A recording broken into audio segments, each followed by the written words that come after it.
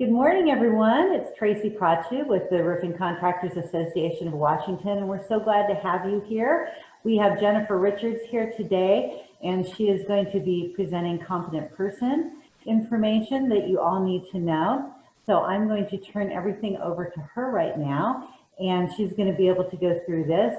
Please send me any questions that you have, and at the end we will moderate some questions.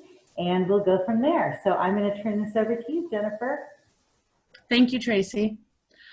So good morning, everyone. This is Jennifer with Safety Matters. I'm the owner of Safety Matters and Safety Matters Training Institute. We're a third-party safety consulting firm that we basically specialize in construction safety as far as training, site inspections, assisting with developing accident prevention plans, site-specific safety plans.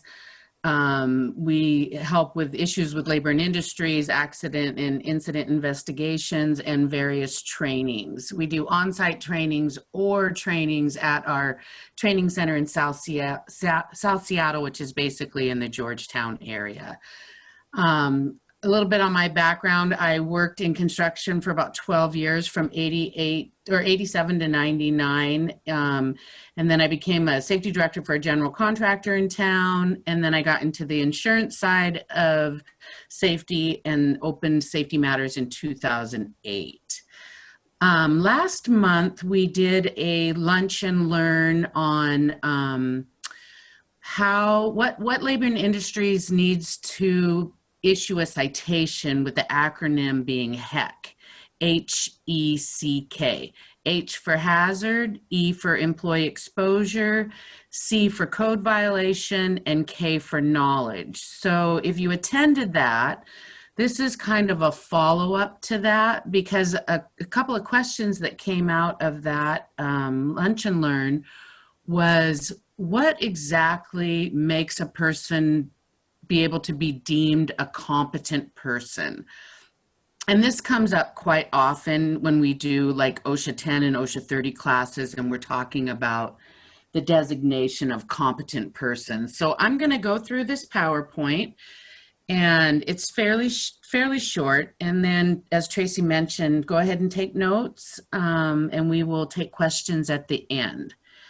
So we're going to talk about the definition of a competent person, what makes a person competent, who can designate the competent person, various WAC sections. I'll show you some L&I evaluation forms, various language from the WAC codes, and also we'll do a quick quiz at the end. Okay, the definition of a competent person means one who is capable of identifying existing and predictable hazards in the surrounding or working conditions which are unsanitary, hazardous, or dangerous to employees, and someone who has the authorization to take prompt corrective action to eliminate them. This is the important piece, in my opinion. A lot of people would be able to show that they're competent in various areas of safety, whether it be fall protection, confined space, excavation trench, scaffold. But an employer really needs to find the right person to basically have their back, to walk the talk and enforce the rules. This is where I find employers fall short sometimes. They think that they have the competent person or the right person in the position of competent person based on various experience, knowledge, training, things like that. But that person isn't always the best at doing the enforcement side. And that's where we tend to fall short. So I'll emphasize that as we go along. So what makes a person competent? They must have knowledge of whatever the subject is, again, whether it's fall protection, excavation trench, confined space. You know, you could have more than one competent person on a site based on they're competent in different areas, or you have one competent person that is competent in all areas. That's kind of dependent on how you structure your business, or, you know, what this person's background is. what's their skill level, their abilities, what type of training have they had, formal education, experience, and then again, authority. Authority being capitalized there because that's where I mentioned we tend to fall short. So who designates a competent person? It has to come from the employer. So, for example, you could hire Safety Matters to do a competent person fall protection class, or you could do an internal fall protection class, or outsource it to whomever. And, you know, what, like, for example, at Safety Matters, we would issue a card that says this person has attended and successfully completed an 8-hour fall protection competent person course. And it would be valid for however long. Typically ours are like 3 years. So that card or that attendance roster would be able to show proof of training, but that's only one piece of the competent person, you know, designations. So I often get phone calls, hey, do you guys do competent person training? And my first response is yes, but in what area? Well, I don't know. I just need competent person training. Well, again, in fall protection, confined space, scaffolds. Oh, fall protection. Oh, yeah, sure. We do that. And then they think that as soon as they get that card, that's the end of it. But it's really not. That card and that proof of training only meets the training aspect. If we go back to this slide, Safety Matters, who provided the training, can't necessarily, you know, guarantee that that person has the knowledge, the skill, the ability, and the experience and authority. That kind of has to, that has to come from the employer. So training is one aspect. And then the employer would identify the competent person in like a site-specific safety plan, an activity-specific fall protection plan, on a confined space permit, within a scaffold plan. And you would want to make sure that your competent persons understand their role in enforcement. They understand that it is their duty to stop an unsafe condition, to write up somebody who maybe has been observed working unsafely, and it's, you know, the second or third time that you've talked to them, depending on what your disciplinary policy is. And then, you know, unfortunately, you know, sending a guy home for a day, or worst case scenario, terminating them because they just are not getting it and they keep breaking the rules. That's the worst case scenario, but that is what the department's expectation is that if you can't get your employees to comply and they continue to break the rules, at some point you have to have a program that is effective in practice. And it might be the competent person's responsibility to make that recommendation. Hey, boss, I have talked to this guy or gal over and over and over, and they're just not getting it. I don't want them to get hurt on our job, and my recommendation is that we let him go. Again, that would be worst case, but that would show a program that is effective in practice. Okay, so there's various sections within the Washington Administrative Codes that clearly identify a competent person is required. This is part of the list. It's not a complete list, but it's in the asbestos section, demo, excavation, trenching, fall protection, which I need to update that code, and I apologize for this, you guys. I just now saw this. If you don't know, the fall protection codes have been moved out of the Washington 155 code. In fact, I'm going to switch this right now so you all can see. It is now in the 880 code.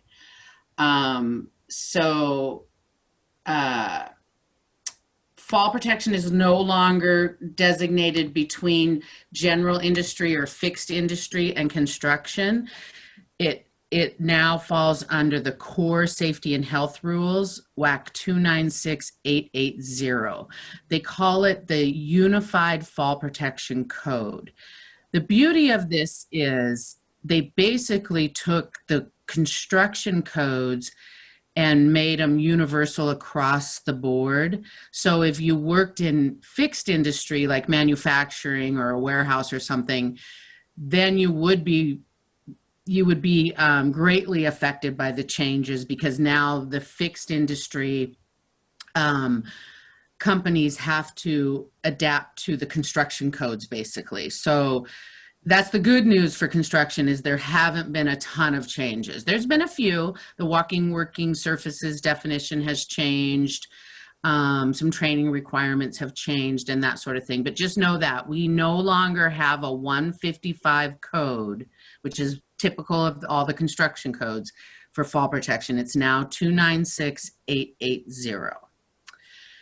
So material and handling has a section for competent person requirements, powered platforms like aerial lifts, scissor lifts, forklifts, scaffold. Those are all examples of various sections within the Washington Administrative Codes that require a competent person designation. This next slide is an example of an evaluation form that a labor and industries compliance officer might use to prove competency. So this is an example of a fall restraint and fall arrest evaluation form. So let's just say Labor and Industries comes out to your site because they had a complaint. A neighbor was across the street and took a photo of some roofers up on a roof without fall protection. And they're a concerned citizen, and they take the photo and send it into L&I. L&I is going to come out and they're going to respond. They're going to ask the crew through employee interviews, who's the competent person? If Joe Blow says it's Jim over there, and then L&I goes over to Jim and starts asking some basic questions like, does the individual have knowledge about fall hazards, the proper use of protective systems? Do they understand the requirements of the standards? Did they fill out a fall protection work plan? Do they have an emergency removal plan in place? Do they understand like a lifeline's capacity, or what an anchor point has to withstand? And do they understand the safe use of maintenance and storage and that sort of thing? If the competent person, Jim, doesn't convince the compliance officer through his answers that he is in fact competent, they could say, hey, we're going to issue a citation based on the competent person basically did not prove his or her competency. So this is just one example. This is a fairly old form from L&I, and it still references the old 155 code. So they may have one that's a little more up to date, but this is just an example. And then they're going to, want to see if the competent person was proactive and took corrective actions to eliminate whatever unsafe conditions that the compliance officer observed. So that's the other thing, is you want to make sure that whoever you identify as your competent person on site, they understand, to be respectful to a compliance officer, to address his concerns immediately, implement corrective action as quickly as possible if feasible. If you don't have all the proper equipment to have everybody work safely with a personal fall arrest system, you would just get everybody off of the roof until you had enough equipment, that sort of thing. So you want to make sure that your competent person understands their role. This is an example of an excavation trench competent person evaluation form. And this is just to show you that these aren't just when it comes to fall protection. It could be excavation trench, confined space, scaffold, whatever their reason is for, being on site. And keep in mind, as we talked last month, it's not just because of a complaint that they might show up. They could just be driving by and see some workers on a roof without fall protection, or workers in an unprotected trench, or they could just be responding to a referral, a complaint, a random. There's all kinds of different reasons they may show up, but they typically will interview the competent person, and this is an example of the forms they may use. the soils classification and excavation trenching evaluation form is a little more extensive than the fall protection form. Okay, so here's some language you might see in a Washington Administrative Code that says, for example, in scaffold, provide safe access for persons erecting or dismantling supported scaffolds. You must provide a safe means of access for persons erecting or dismantling scaffold if it's feasible and it does not create a greater hazard. So you must have the competent person determine the feasibility of providing safe access. This comes up a lot. I use this example with scaffold because for years there was a code that said that erectors and dismantlers were exempt from fall protection while erecting and dismantling scaffold.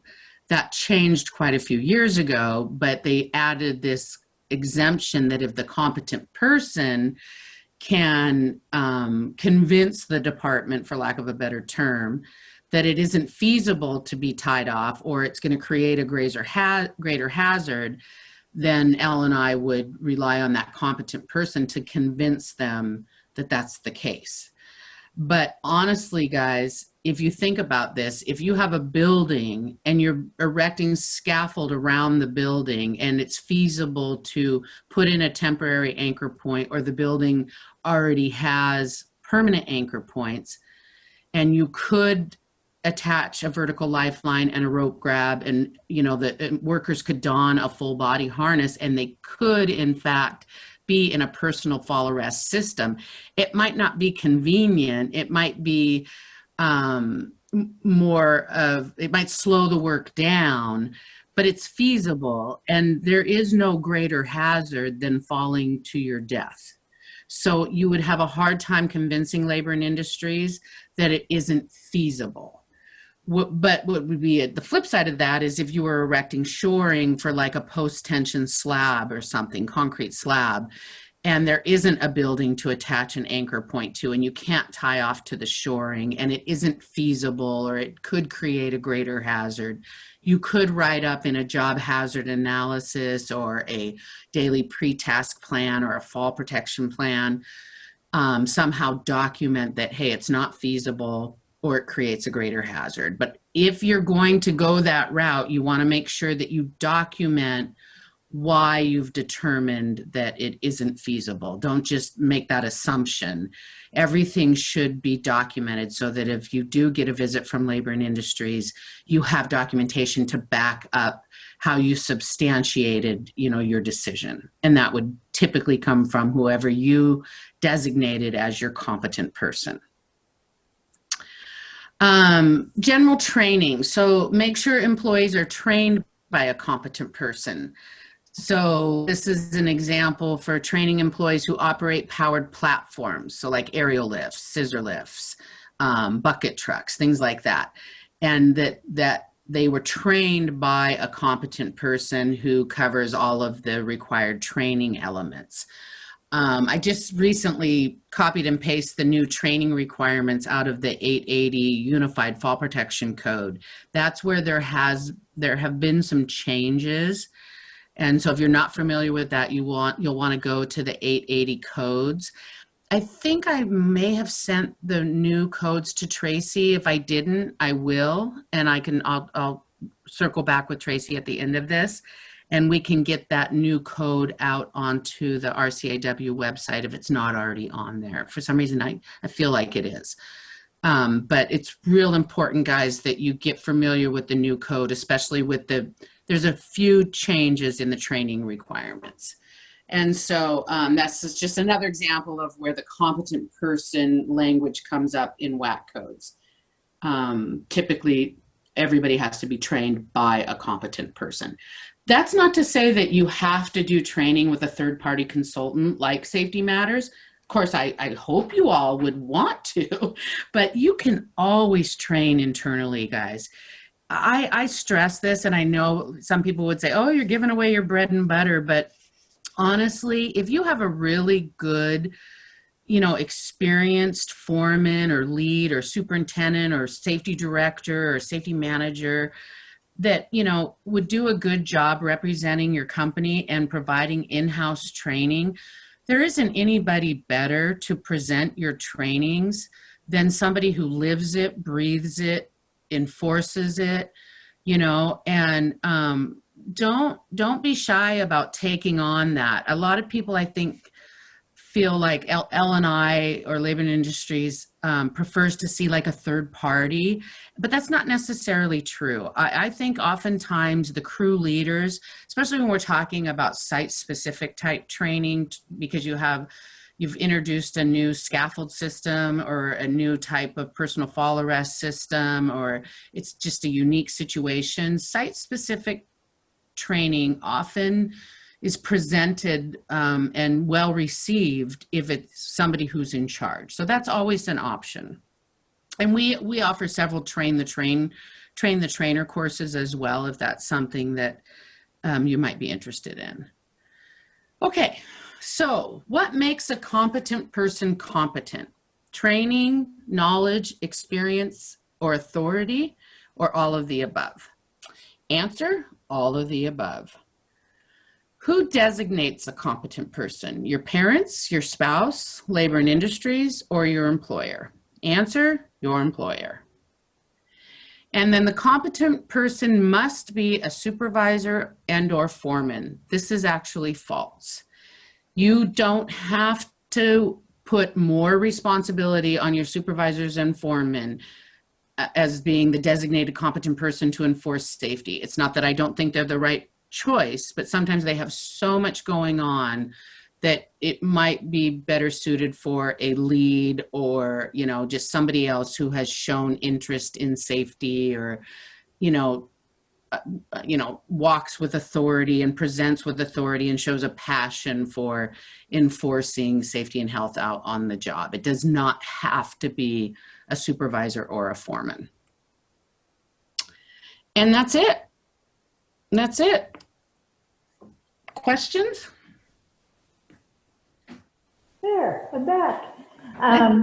I had one question. Does the competent person also have to have a first aid training as well as whatever they're trained for to be competent person for? Not necessarily. The way the CPR first aid designation is defined in construction, all foremen must have a current CPR first aid card. In some instances, like confined space, a rescue team member has to be CPR first aid trained. I believe the safety monitor, if you use the safety monitor with the warning line system on a low sloped roof and you're performing roofing tasks, I believe the monitor has to have a CPR first aid card.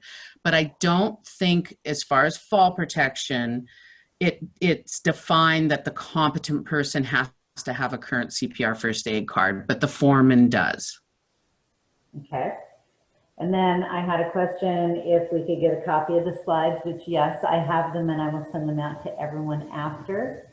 I also wanted to mention, you talked about the fall protection codes. Earlier this year, we had a two-part lunch and learn with Erin, who used to be a member of Safety Matters, and she went through all of the new fall protection codes. And so that webinar is can be accessed on our YouTube channel directly, or it can be accessed through our website through the member portal, and you can head over there if you want to, get up to speed on any of the new fall protection codes or the rules or any changes that might be there. And with that, I don't think we have any other questions. Okay, that sounds great. We had a quick one, so everyone can still have a half an hour to go do something else during their lunch hour. There you go. And yeah, Tracy, if you get follow-up questions, just reach out to me. I will. And again, this particular webinar will be available on our YouTube channel in a couple weeks after we get it all cleaned up from the recording and everything. And of course, I will always have the slides for you as well. We're trying to build a really nice library there for our members that can access all this information at any time, day or night, as it comes available. So we're really excited. We have our next Lunch and Learns in a couple weeks, and it will be Stephanie Loganville from Ruby Receptionists. And she is going to be talking about not only do they have a receptionist program, but if you have a chat or a chat bot on your website and you would like a human to man it 24 hours a day, they have that service available, and they have a lot of great deals for our CAW members. So that's probably worth your half hour, 40 minutes to hear what they have to do and say. I know a few of our members are already using them, and it's a lot cheaper than buying a phone system, believe me, and you always have a live person 24 hours a day, 7 days a week. So with that, I will let everybody go, and thank you, Jennifer, so much again for popping in and doing this for us. We love to have you once a month. It gives us a lot of great information for our members.